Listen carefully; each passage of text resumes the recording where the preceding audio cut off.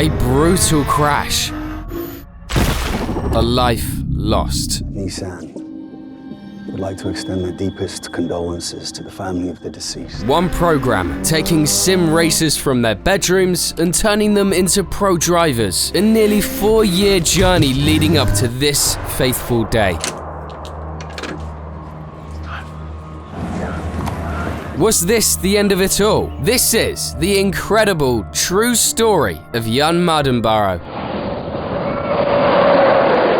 1999, Cardiff, Wales. While everyone's out there loving the sky full of fireworks on bonfire night, 8-year-old Jann couldn't care less. At his parents' friend's house, he's just found something way cooler. He turns on the PlayStation 1. Next, he's racing on the autumn ring track. Wow. For the next few hours, he doesn't even care about the fireworks. He's glued to the screen, racing and trying all kinds of new stuff. And well, this is where our story really starts. 2011. By now, Jann's obsession with racing isn't just some childhood phase. It's all he can think about. He's dropped out of college, because honestly, it just wasn't for him. Whereas all my friends had gone to Australia or gone traveling, I was at home playing PlayStation, and yeah, I loved it. His dad, a former pro football player, doesn't see it the same way. Back when he was playing, he made a couple of £100 per weekend, not millions like players today, so the family doesn't have the kind of cash it takes to get Jann a go-kart, let alone any real shot at competing. But Jann, he couldn't care less about that. Racing is all he thinks about. For him, this isn't just a game anymore. It's the only way he got to chase the one thing he loves. Same for me if you subscribe, not gonna lie. Jann's life had fallen into a monotonous routine, until one day, something changes everything. A competition to go from gamer to racer. It sounds too good to be true. Right, first you gotta clock a good time in a regional track. The top 20 fastest from each region will go head to head in an online race, but only the top 2 will move on to the next stage. This is an opportunity of a lifetime. A 6-week camp at Silverstone. Here, mentors and coaches will push them to their physical and mental limits, training them to drive real cars. This is the real deal. Over those 6 weeks, mentors will select the best and most prepared candidates, who will then face off in a final race at Silverstone. The winner gets a fully funded year racing with Nissan. In other words, a dream come true for any sim racer. Genius, right? This was Darren Cox's idea, general manager of Nissan Europe at the time. And yeah, even though it sounds like something straight out of a movie, it's a completely true story. I legit had to triple check that this was genuinely non-fictional. Of course, it helped in writing this video script, so don't hesitate to check it out. Now, from that day on, Jann gets more and more obsessed. I mean, it's his only true chance of ever becoming a pro driver. All he's got to do is nail a good time in the trial to qualify. Easy. Right? Well, with 90,000 people going for just 20 spots, yeah, doesn't exactly sound that easy. But Jann's not giving up. One day, he fires up the PlayStation, and suddenly... I just booted up my PlayStation one morning and there was a new menu, GT Academy tryouts. Simply surreal. This was Jann's one shot in life if he ever wanted to become a driver. What's all this about? You know, they're talking about making a real life racing driver from somebody that's playing a game. Next step, the live final against the other 19 fastest drivers in the UK. For the top 2, it's finally off to GT Academy Race Camp, a chance to prove what they are made of and get closer to a pro racing career than ever before. This is their shot, and chances like this don't come around twice in a lifetime. Unfortunately, there can only be one winner. Somebody has to go home. Jann is in front of his setup, heart racing, ready for the live final against the 19 fastest drivers in the UK. It's you against the 19 best in Europe. The pressure's on, and he knows he's got to give it his all. The race is incredibly close. Jann is fully focused, using everything he's learned over the years and pushing to the absolute max. And then, suddenly, the result? Listen. Jann can't believe it. A ticket to Silverstone to train and race against the top sim racers in Europe. Now, it's getting real. At this point, nothing makes sense anymore, and Jann's family now understand why he was so serious about this opportunity. It looks like all those years of playing racing games in his room are actually paying off. Deep down, Jann's not thinking about winning. He's just wondering how far he can go. These guys are super fast, and some are stronger than him, so the competition is really, really tough. It won't be easy at all, and he knows it. 6 hours a day for 6 weeks. Virtual races, tough physical and mental challenges, and of course, finally getting to drive a Nissan 370Z for real.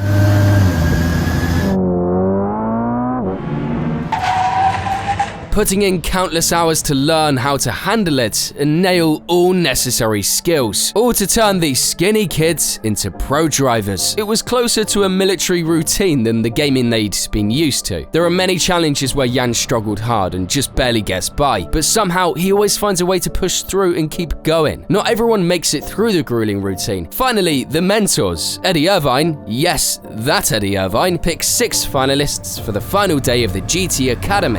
I'm going to ask Thomas to take 2 steps forward, and then Carlos, Sasha, Thibaut, Jann. Guys on the front row, congratulations, you're into the next stage of GT Academy. Little by little, getting closer to that dream goal. He's starting to believe it. Could this actually happen? Well, as if this wasn't enough, 2 guys get cut after the first test driving. Jann's got to go up against 3 other drivers in a 20-minute race at Silverstone in the Nissan 370Z to win GT Academy. And race day? Simply epic.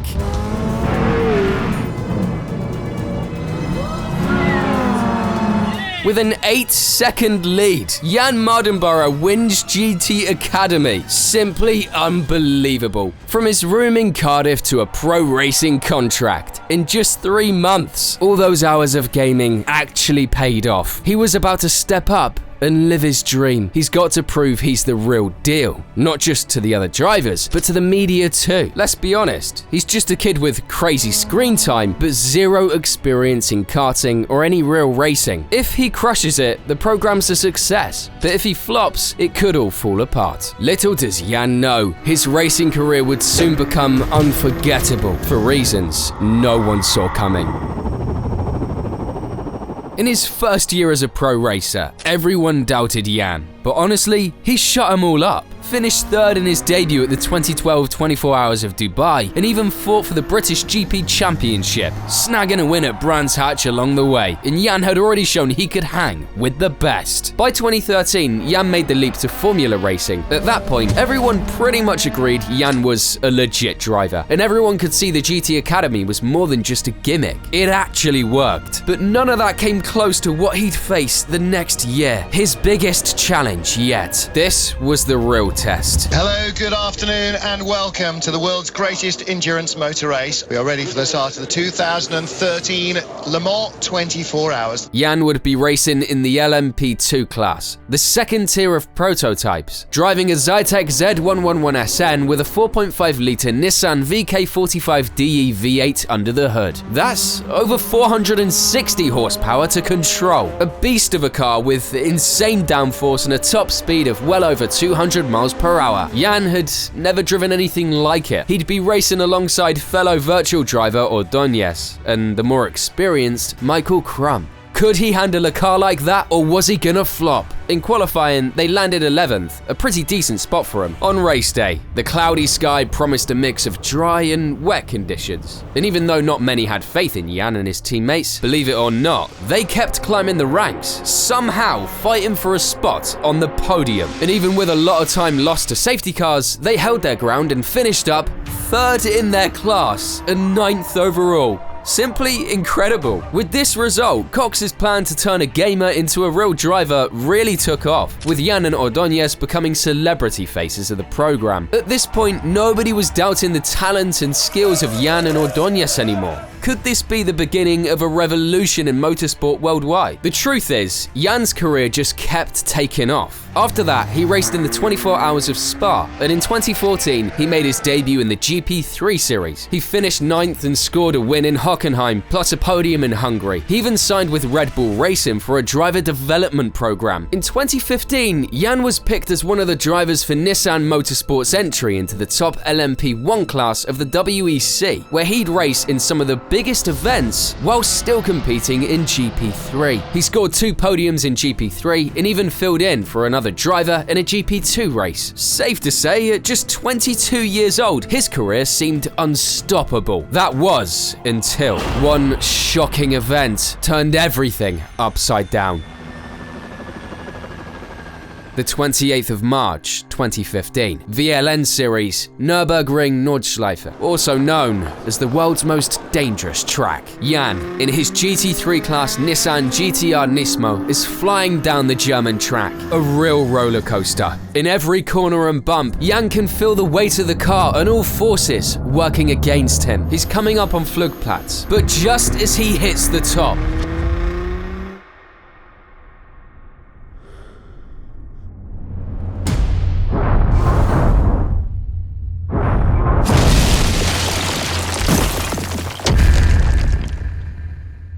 what the actual f***?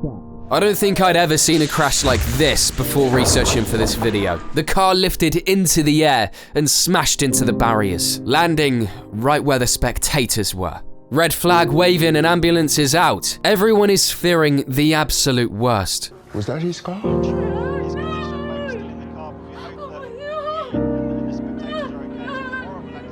The car's completely wrecked, and chaos breaks out in the crowd. Miraculously, and I don't even know how, Jann gets out of his car right away, but some spectators are hurt, and soon the ambulances are taking a few of them away. Jann gets taken to hospital too. Sadly, a few minutes later, the worst news comes in. One of the spectators, Andy Gehrman, had passed away. Was someone hurt?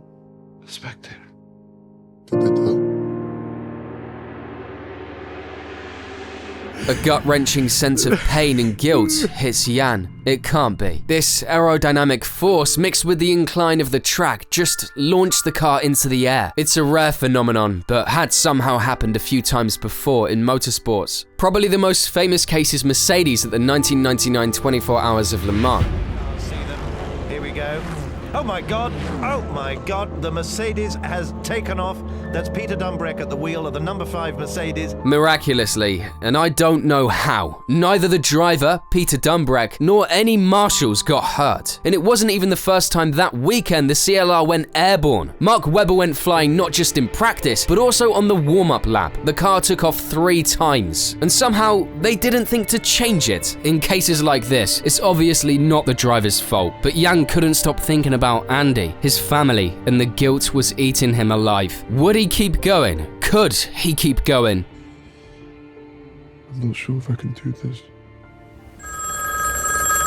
To keep going or not, was it even worth it? Could he push through with that on his mind? It was definitely the darkest, hardest time in Jann's life, but he had to make a decision. After fighting his whole life for an impossible dream, there was no way he was giving up after all that. Motorsport had always been his passion. It's what he lived for. Not long after the accident, Jann took some tests to see if he could still race, and he totally could. Finally, he could be himself again and chase new goals, living the life he had always wanted. His next stop?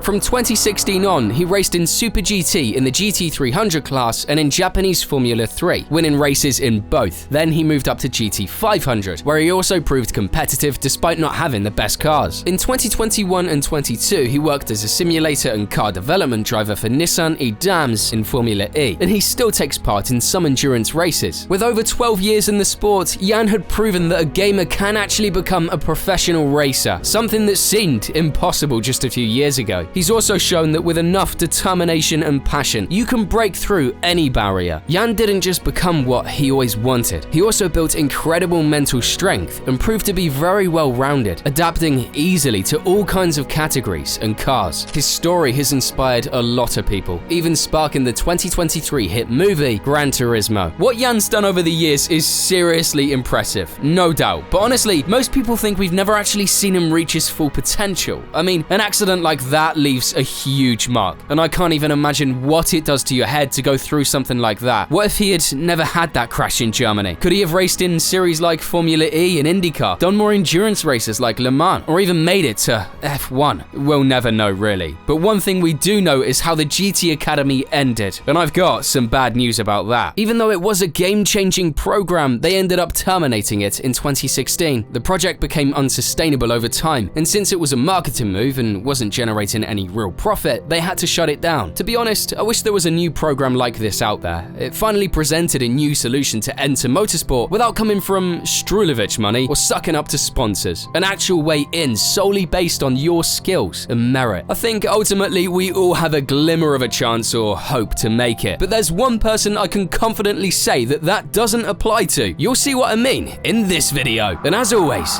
thank you for watching.